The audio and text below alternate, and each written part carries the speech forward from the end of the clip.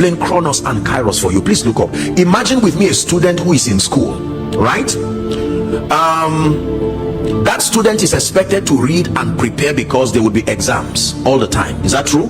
But for a student, say in secondary school, there's something called junior WAEC and there's something called the senior WAEC. Now, all exams are important, but those two exams can define the next seasons of that person. Is that true? Now, those periods are called Kairos moments. So every time the student is expected to be serious, every time the student is expected to read and give his or her best. But when you see students who are preparing, say for JAMB, you see the kinds of skills that they employ because they understand that this is a defining moment. If I miss this, I may have to wait 1 year again. Are we together? And so you see people waking up in the night. Are we together? You see all kinds of chain readings. People begin to deploy all kinds of creativity to make sure they maximize that moment. And a wise person will not say you are working too hard because they know that this is a Kairos moment.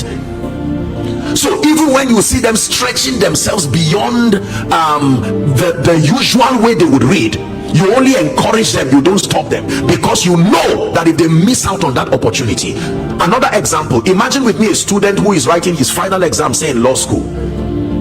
You see, that student has done everything, and I mean the student is mandated to read and give the best, but for that final exam,